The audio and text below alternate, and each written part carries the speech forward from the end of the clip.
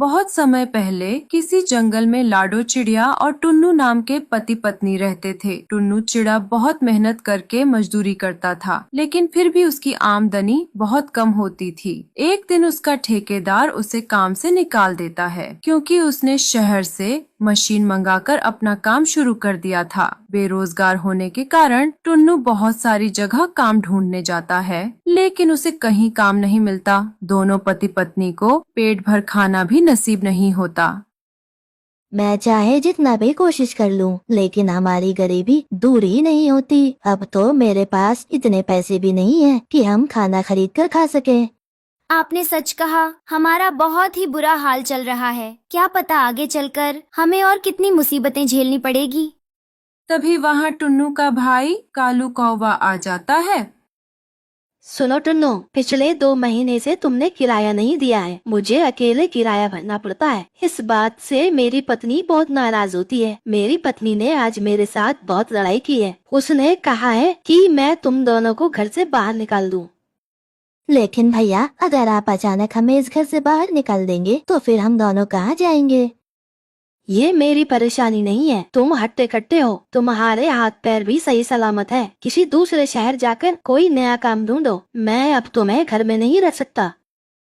फिर मजबूर होकर टुन्नू और लाडो उस घर को छोड़ देते हैं। उसके बाद लाडो चिड़िया अपने पति को लेकर अपने मायके आ जाती है। भैया, इनके बड़े भाई ने हमें घर से निकाल दिया। आप कुछ पैसे देकर हमारी मदद करो, ताकि हम दोनों छोटी मोटी दुकानदारी करके अपना गुजारा कर सके। तभी वहाँ लाडो की भाभी रानो आ जाती है। देख लाडो, तुझे देने के लिए हमारे पास फूटी कौड़ी भी नहीं है। हमने ये सारी संपत्ति अपनी मेहनत से बनाई है। तेरा पति एकदम निठल्ला है। इससे कह के कोई अच्छा काम करे। इस तरह दूसरों के घर जाकर भीख मांगना अच्छी बात नहीं। चलो तुम दोनों जाओ यहाँ से। उसके बाद लाडो और टुन्नू दुखी होकर वहाँ से चले जाते हैं। काफी देर चलने के बाद वो दोनों एक बड़े खेत के पास पहुँचते हैं। तभी उन्हें वहाँ एक लाल गुलाब का घर बना हुआ दिखाई देता है। उस लाल गुलाब के घर से तेज रोशनी आ रही थी। दोनों पति पत्नी उस लाल गुलाब घर के अंदर चले जाते हैं। वहाँ जरूरत की सारी चीजें रखी थीं और खाने के लिए तरह तरह के पकवान, सोने के सिक्के, ये सब रखे हुए थे। सुनिए जी, लगता है ये कोई जादुई गुलाब का घर है। तुम दोनों ने बिल्कुल सही सोचा। मैं एक जादुई गुलाब का घर हूँ। तुम दोनों बहुत तकलीफ में हो, इसलिए मैं तुम्हारी सहायता करूँगा। मैं तुम दोनों को बेचने के लिए रोज ढेर सारी सब्जियाँ दूंगा। उसके बाद तुम्हारी गरीबी हमेशा के लिए दूर हो जाएगी। फिर जादुई गुलाब का घर वहाँ पर एक सुनहरे रंग का पत्थर प्रकट कर देता है। इस पत्थर को सामने मौजूद जमीन में गड्ढा खोदकर दबा दो। उसके बाद दोनों पति पत्नी गड्ढा खोदकर सुनहरे पत्थर को जमीन के नीचे दबा देते हैं। फिर अगले ही पल वहाँ एक बहुत बड़ा पेड़ प्रकट हो जाता है। उस पेड़ के ऊपर आलू, बैंगन, गोभी, टमाटर, तरह तरह की सब्जियां लगी हुई थीं। उन सब्जियों का आकार सामान्य सब्जियों के मुकाबले बहुत बड़ा था। अरे वाह, यहाँ तो सब्जियों का पेड़ प्रकट हो गया। हाँ, इन सब्जियों को ले जाकर तुम दोनों पक्षियों को बेच दो। उसके बाद लाडो और उसका पति पेड़ के ऊपर चढ़कर सब्जियां तोड़कर नीचे गिराने लगते हैं। फिर दोनों पति पत्नी सारी सब्जियां पक्षियों को बेचने के लिए जंगल में पहुंच जाते हैं। वो सब्जी बहुत चमक रही थी, जिससे आकर्षित होकर पक्षी उनके पास आ जाते हैं। फिर थोड़ी ही देर में दोनों पति पत्नी सारी सब्जियां बेच देते हैं और बदले में उन्हें अच्छे पैसे मिल जाते हैं। उस दिन के बाद से दोनों रोज इसी तरह सब्जियां बेचना शुरू कर देते हैं। लाडो और टुन्नू को खुश देखकर उसका बड़ा भाई कालू कौवा चिढ़ जाता है। ये गरीब टुन्नू इतना अमीर कैसे हो गया कि ये जरूरत की अपनी सारी चीजें पूरी कर रहा है। मुझे पता लगाना ही होगा। ये कहकर कालू कौवा जादुई गुलाब घर और जादुई सब्जियों के पेड़ के पास पहुंच जाता है और देखकर हैरान हो जाता है।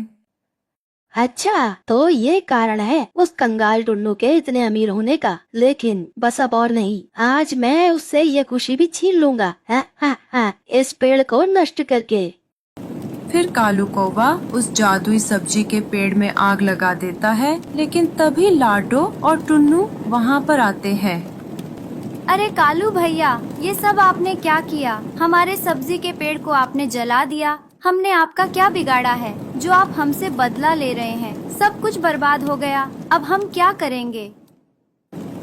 तभी उस जादुई गुलाब घर के अंदर से रस्सी बाहर निकलती है और कालू कौवे को पकड़ लेती है। वो चिल्लाने लगता है, अरे छोड़ो मुझे, तूने मुझे क्यों पकड़ लिया है? जाने दे मुझे। ए लालची दुष्ट कौवे, तूने लाडो चिड़िया को बहुत परेशान कर लिया, लेकिन अब और नहीं। आज तेरे बुरे कर्मों की सजा मैं तुझे देकर रहूंगा।